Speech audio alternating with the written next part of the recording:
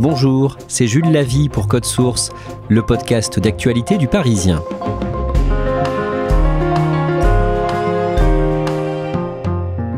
Les obsèques de Bernard Pivot, célébrées le mardi 14 mai dans son village natal, Quinciers en Beaujolais, dans le département du Rhône. Le journaliste est mort le lundi 6 mai des suites d'un cancer à Neuilly-sur-Seine, près de Paris. Il avait 89 ans. Amoureux des mots, il aura voué une grande partie de sa vie à transmettre sa passion de la littérature et des mots, avec ses émissions, notamment Apostrophe, Bouillon de culture, ou encore ses grandes dictées télévisées. Qui était Bernard Pivot? Pourquoi était-il aussi populaire en France? Réponse avec deux journalistes du service culture du Parisien, Yves Jéglé et Grégory Plouvier, chef adjoint de ce service.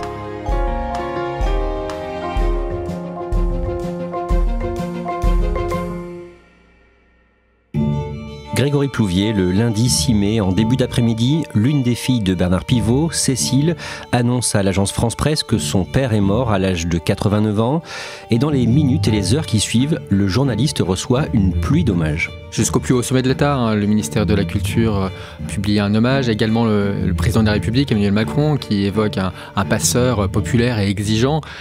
Il y a aussi des réactions à l'étranger, il y a des articles de presse en Espagne, aux États-Unis, parce qu'en fait, il symbolisait en quelque sorte le journalisme culturel français, une certaine idée de la France, de l'exception culturelle, et c'est toutes ces réactions-là qui pleuvent dès le premier jour. Grégory Plouvier, vous aviez fait la dernière interview de Bernard Pivot pour Le Parisien au mois de janvier 2021. On va y revenir. Mais d'abord, on va retracer le destin du journaliste pour expliquer pourquoi il était aussi apprécié. Yves Jéglé, Bernard Pivot est né le 5 mai 1935 à Lyon. Qu'est-ce que l'on sait de son enfance et de son milieu d'origine ? C'est un milieu modeste de petits commerçants. Ses parents sont épiciers à Lyon. Et c'est important déjà parce que Bernard Pivot a été souvent le commis de la boutique. Et du coup, il a été habitué à écouter des conversations, à beaucoup parler aux gens, à se nourrir des autres. Très vite, il y a la guerre, puisque Bernard Pivot est né en 1935. Et là, son père est emprisonné et Bernard Pivot se réfugie avec le reste de sa famille à Quinciers en Beaujolais, où la famille aura une maison. Et autre lieu très important, puisque Bernard Pivot aura un lien très fort avec le vin dans sa vie d'adulte, et notamment il va défendre le Beaujolais. Mais surtout, il va beaucoup être dans une cave à vin, là-bas, et il va beaucoup parler avec les vignerons. Et il a toujours dit, pour moi, la conversation, elle est née dans ces caves avec les vignerons. Au lycée, Bernard Pivot n'est pas un élève brillant, mais il réussit à intégrer une école de journalisme, le CFJ à Paris en 1955. Grégory Plouvier, après cette école, il envisage d'essayer d'entrer à l'équipe. Il est passionné de football et notamment de l'AS Saint-Étienne, le club qu'il supporte. Mais un jour, en 1958, quand il a 23 ans, il a un entretien d'embauche au Figaro littéraire. Il est reçu par le rédacteur en chef. Comment ça se passe ? Eh bien, pas très bien, parce qu'en fait, on le mitraille de questions assez pointues sur Marguerite Yourcenar, sur Roger Martin Dugard, sur Paul Valéry. Et face à tous ces noms, Bernard Pivot reste un peu quoi ? Du coup, le rédacteur en chef remonte à la charge, lui pose la question, est-ce que vous êtes un lecteur, monsieur Pivot ? Il répond, il balbutie, il dit oui, je lis un peu Aragon. Alors, mauvaise réponse, parce qu'Aragon, c'est un peu une figure du communisme, une figure de l'écrivain de gauche, alors que le Figaro n'est pas trop de ce côté-là de l'échiquier politique. Il faut dire qu'il n'a pas beaucoup lu quand il était enfant et ado ? Non, et il a coutume de dire qu'effectivement, les principaux livres qu'il y avait chez lui, c'était le Petit Robert et le Grand Larousse. Donc, il a déjà l'amour des mots, mais tout ce qui est grande figure littéraire, non, n'est pas dans son quotidien. En le raccompagnant, ce rédacteur en chef, qui s'appelait Maurice Noël, lui pose une question qui n'a rien à voir avec les livres. En fait, Maurice Noël était résistant dans la région lyonnaise pendant la guerre. Et du coup, la discussion dérive sur le fait que Bernard Pivot, lui, est originaire du Beaujolais. On parle de vin, de vignerons, etc. Et Maurice Noël lui pose une colle. Est-ce que vous savez, monsieur Pivot, comment on appelle un petit tonneau de 10 litres ? Et là, Bernard Pivot trouve le bon mot, le sésame. C'est un caquillon. Donc voilà, pour la petite histoire, il est donc sauvé par l'amour des mots. Et il ira jusqu'à promettre au rédacteur en chef de lui faire parvenir un caquillon sous quinzaine. Et voilà, il se retrouve embauché. Le contrat court se transforme en CDI. Bernard Pivot commence sa carrière donc au Figaro. Il commence par devoir dénicher des échos, des petites informations. Mais quelques années plus tard, il prend la tête du service littéraire du journal. Et dès 1959, donc un an après son arrivée au Figaro, quand il avait 24 ans, il a publié un premier roman. Oui, il publie L'amour en vogue, un roman que peu de gens ont lu et qui ne sera pas réédité. Pivot a réalisé, en grand amoureux des mots et des grands écrivains qu'il est en train de devenir, que finalement, c'est pas pour lui qu'il a voulu jouer à l'écrivain, mais qu'il n'en est pas un. Bernard Pivot sera ensuite chroniqueur à Europe 1, Au Point ou encore à RTL. Et en 1973, à 38 ans, il présente une émission culturelle à la télévision sur la première chaîne de l'ORTF. Yves Jéglé, cette émission s'appelle « Ouvrez les guillemets ». Bonsoir. Beaucoup de monde, comme vous le voyez, sur le plateau du studio 101, où en direct, nous ouvrons les guillemets. C'est une émission qui sera un galop d'essai pour lui, puisqu'il va se rendre compte que finalement, dans cette émission, il n'est pas vraiment lui-même. Il a voulu faire une émission très littéraire, avec un langage assez châtié, qui ne s'adresse pas forcément à tout le monde. Et surtout, il n'est pas au cœur de l'émission. Il y a d'autres chroniqueurs autour de lui, il y a des reportages. Et il se rend compte que ça ne fonctionne pas tant que ça. D'ailleurs, c'est une émission qui n'a pas vraiment marqué l'histoire de la télévision, qui va durer 1 ou 2 saisons, et il va en tirer les conséquences. En 1975, à 40 ans, il fonde le magazine Lire, et la même année, il se voit confier une autre émission de télévision baptisée Apostrophe sur Antenne 2. Et dès le départ, comme on l'évoquait, le journaliste tire les enseignements de l'échec de sa précédente émission. Oui, Apostrophe va être l'inverse en fait de Ouvrez les guillemets. Bernard Pivot a accepté l'idée qu'il doit incarner lui-même, sans autre personne que ses invités, sur le plateau. Bonsoir à tous. Dans notre courrier, des lettres nous demandant d'inviter ce soir le caporal Truc ou le sergent Machin. Le caporal Truc et le sergent Machin n'ayant pas publié de livre, nous ne pouvons pas les inviter, car, je le répète encore une fois, Apostrophe est une émission qui accueille en priorité des écrivains, des auteurs de livres. Et surtout, c'est une émission sur les livres, mais avec un thème d'actualité. Les livres sont là pour déclencher des idées et des débats. Et d'ailleurs, Apostrophe, c'est un signe de ponctuation, mais c'est aussi apostropher l'autre. Il y aura beaucoup de discussions, beaucoup de polémiques même à Apostrophe. Il adore ça. Là, vous avez l'air du cochon. Ah, vas-y, chose Marcel. Je défends Cohn-Bendit. Il a le droit de parler comme il veut. C'est terrible. Il n'a pas le droit d'emmerder les autres et de les empêcher de parler. Ah, la France profonde qui se réveille. Allez, vas-y. Et donc, il va là devenir totalement lui-même avec son bagou, sa gourmandise, sa bienveillance et son mordant. L'émission marche aussitôt, elle trouve son public. Yves Jéglé, il est comment, Bernard Pivot dans Apostrophe ? Il est impressionnant, c'est vraiment, si c'était un joueur de foot, on dirait que c'est un milieu de terrain qui a un abattage énorme. Il fait circuler la parole, il a une capacité d'improvisation fantastique alors qu'il a incroyablement préparé. Il lit vraiment, il l'a souvent dit, tous les livres entièrement, sérieusement, lentement, c'est-à-dire il a une vie monacale, il ne rencontre pas les écrivains, et Apostrophe, c'est une arène où il est, avec les timides, il va les aider, avec les arrogants, il va les remettre à leur place, il n'a pas peur de blaguer, il n'a pas peur de surjouer son étonnement, il se met vraiment à la place du spectateur, de Monsieur Tout-le-Monde ou Madame Tout-le-Monde, et ça va marcher merveilleusement, parce qu'il a un sourire, un visage extrêmement télégénique. Grégory Plouvier, Bernard Pivot lit en effet tous les livres de ses invités, et en entier, et ça forcément ça a des conséquences sur sa vie familiale. Il est papa de deux filles. Effectivement, le fait de lire 14 heures par jour, c'est son rythme quotidien, fait que juste après le dîner, il retourne lire. Le week-end, il passe son week-end à lire alors qu'il pourrait partir faire une promenade ou aller au musée avec ses filles. Il est conscient de ce sacrifice personnel, mais sa plus grande hantise, c'est d'être pris en défaut sur le plateau. C'est-à-dire qu'il ne supporterait pas d'être pris en défaut lors d'une conversation qui arriverait sur un point qu'il aurait éventuellement survolé. On imagine Bernard Pivot grand lecteur, en tout cas rapide lecteur. C'est un lecteur plutôt lent et qui prend son temps pour absorber l'ensemble des chapitres. Bernard Pivot reçoit les plus grandes plumes comme Marguerite Duras, Vladimir Nabokov, le dissident soviétique Alexandre Solzhenitsyn, le père du commissaire Maigret, Georges Simenon. Le vendredi 22 septembre 1978, Yves Jéglé, il reçoit par exemple l'écrivain américain Charles Bukowski. À côté de moi, l'écrivain américain Charles Bukowski. Oui, ça va être l'une des légendes d'Apostrophe. C'est 3 ans après le début de l'émission. Bukowski, c'est un écrivain un peu anarchiste, qui parle beaucoup de sexe, de dérision, un peu dans la suite de la Beat Generation. Là, il vient pour Mémoire d'un vieux dégueulasse. Et alors, dès le début de l'émission, on se rend compte que Bukowski, qui a les yeux fermés, qui est assis bizarrement, n'est pas du tout dans son état normal. Il a bu. Et alors, il y a des gros plans sur une bouteille de vin entièrement vide sur la petite table à côté de son fauteuil. Il y a donc une gêne. On comprend que ça va être compliqué, puisqu'il n'ouvre même pas les yeux.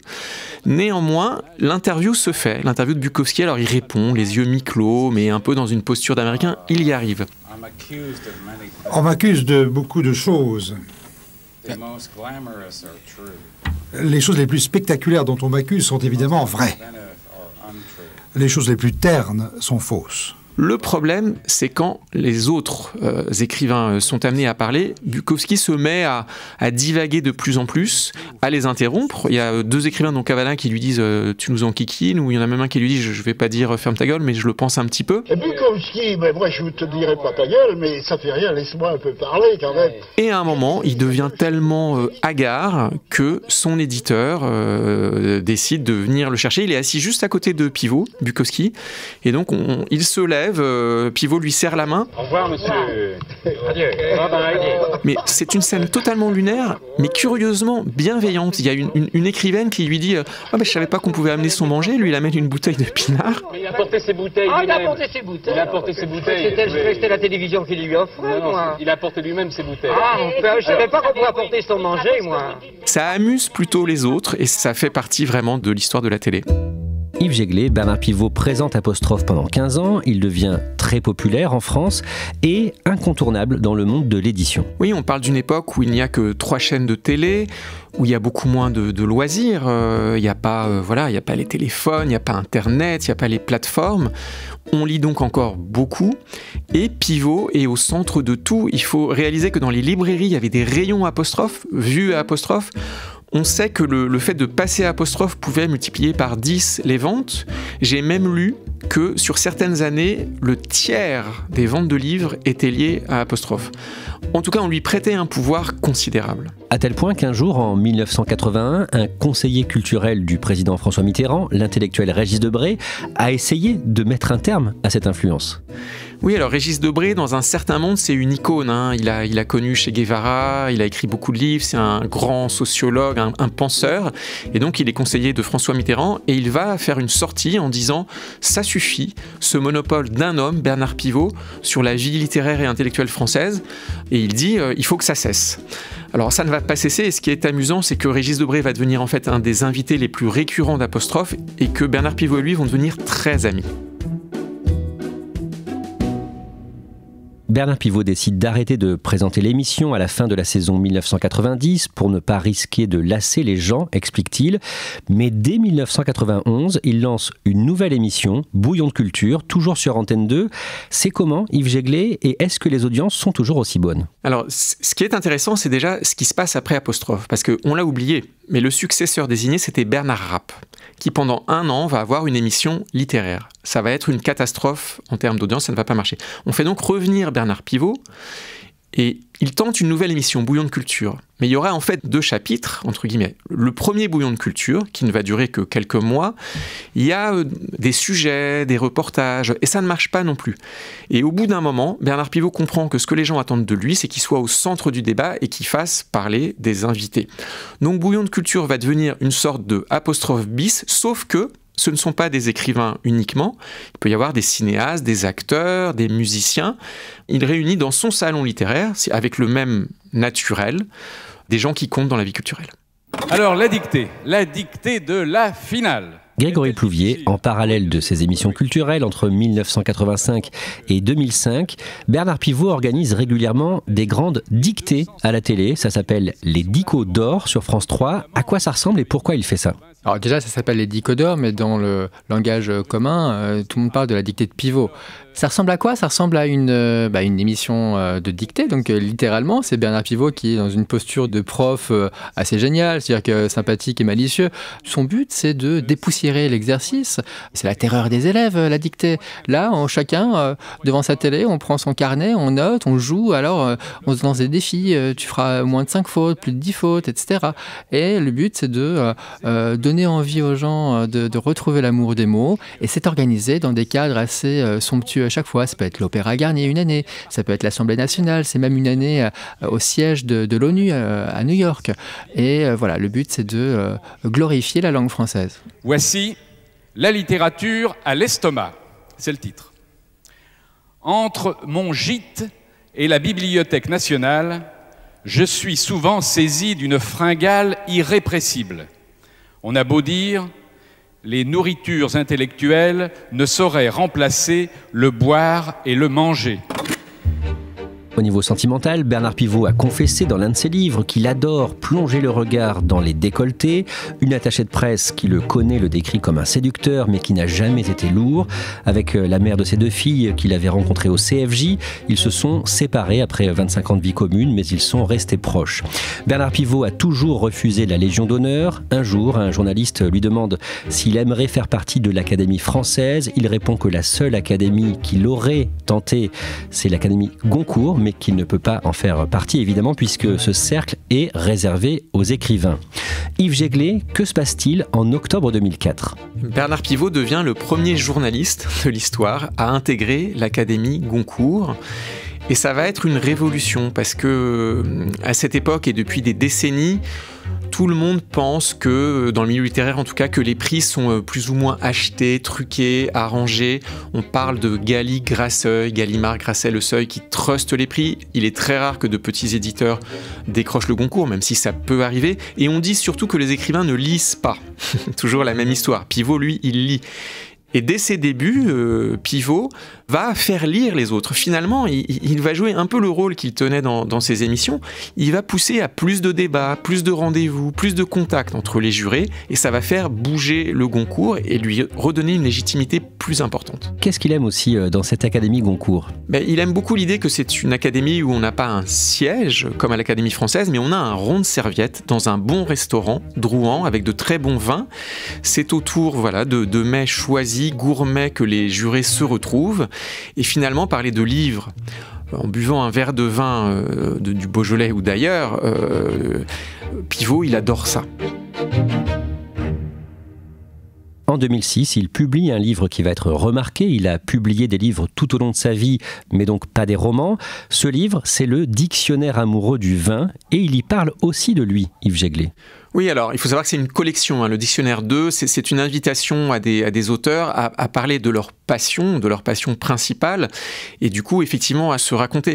Donc, dans ce livre, Pivot va expliquer à quel point l'univers de la vigne, des vignerons, a joué un rôle important dans sa vie. Non seulement il aime le vin, il a des références poétiques, d'auteurs, Rabelais, d'autres qui ont aimé le vin.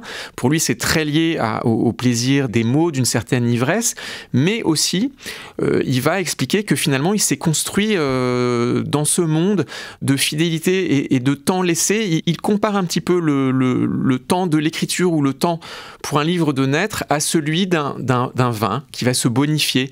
Ce dont on parlait tout à l'heure, cette éloge de la lenteur qui est importante pour lui, on la retrouve dans le vin. Le mardi 7 janvier 2014, il devient président de l'Académie Goncourt.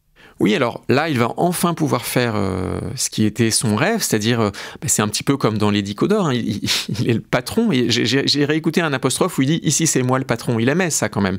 Du coup, en dirigeant le jury des Goncourt, il va pouvoir, là pour le coup, obliger, parce qu'il faut quand même obliger certains écrivains qui ont beaucoup d'activités à côté à prendre un temps énorme pour lire, et donc il va vraiment mettre au travail le jury, et il y aura des prix beaucoup plus variés, il y aura beaucoup plus d'éditeurs de différentes maisons récompensés, et le Goncourt va retrouver aussi une visibilité plus importante. Évidemment, les gens achetaient déjà souvent le Goncourt pour Noël, mais on va s'intéresser davantage aux discussions et à ce prix. Bernard Pivot prend sa retraite de l'Académie Goncourt en décembre 2019, à 84 ans.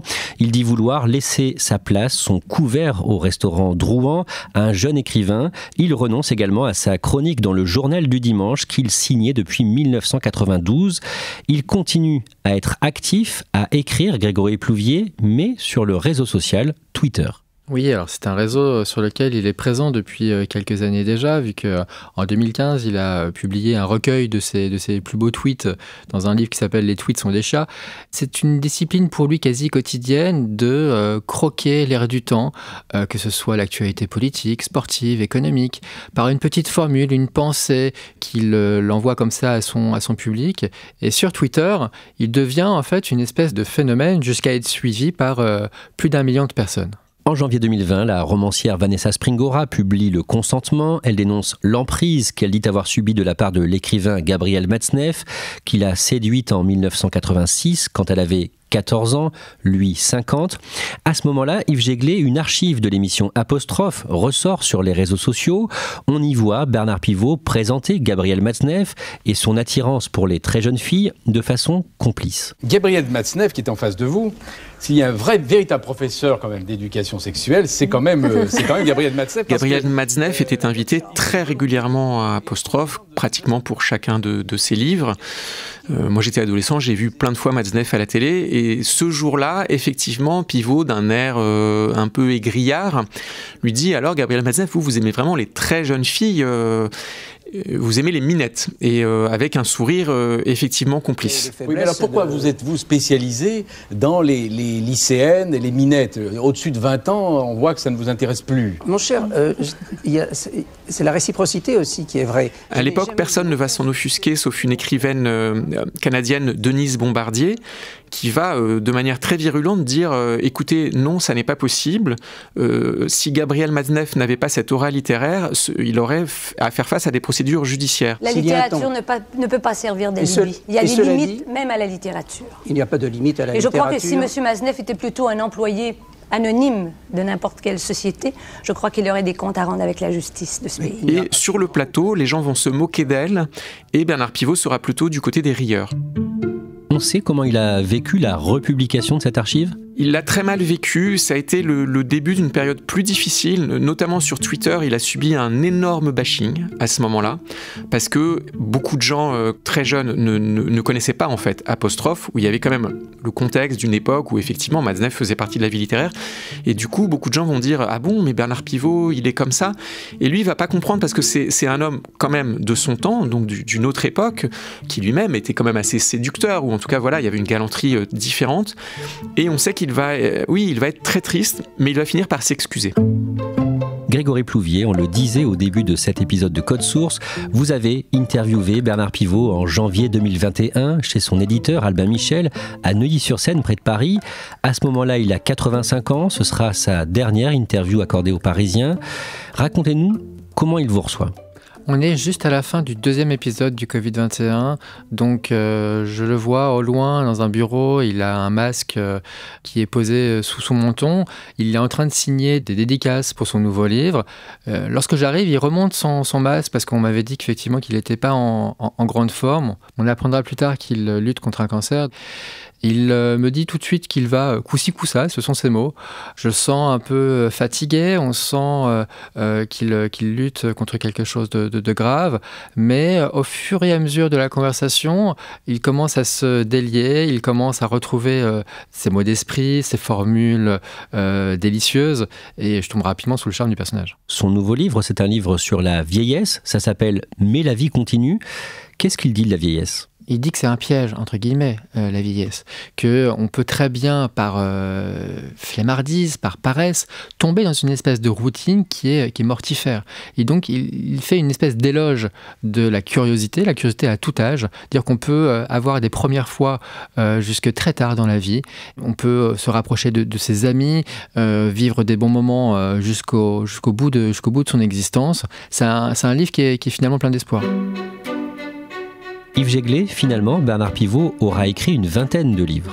Oui, c'est ce qui est beau et surprenant, parce que pendant toutes ces années télé, il disait toujours « Moi, je n'écrirai pas, je ne me prends pas pour un écrivain ». Et finalement, quand il va arrêter cette période, il va se mettre à écrire beaucoup, et notamment quand il est âgé, entre 70 et 85 ans, il va vraiment publier des livres sur ses tweets, des livres sur des tas de sujets, des récits. Et son dernier livre, c'est un livre sur l'amitié. Et il y explique que pour lui, les amis, c'est quelque chose d'extrêmement cher, qu'il a eu des amis de toute une vie. C'est d'ailleurs parfois empreint de tristesse ou de nostalgie parce qu'il parle d'amis déjà disparus. Il parle aussi de sa propre maladie de manière assez pudique, indirecte. Mais il dit au fond, moi ce que j'ai aimé, c'est jusqu'au bout, échanger, parler. Et il aura poursuivi cette conversation qu'il aimait tant jusqu'à la fin.